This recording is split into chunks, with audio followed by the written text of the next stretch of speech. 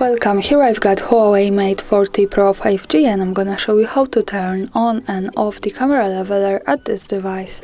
So let's start by tapping on the camera button to open it, and for now we are in the standard photo mode. From here let's go to the right corner to this button. When we tap on it we can open the advanced camera settings.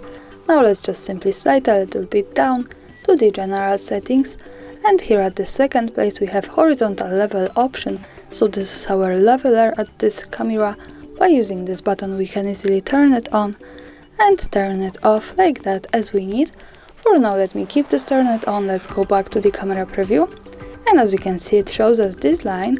This is useful for example when we want to keep our photographic topic straight at the picture.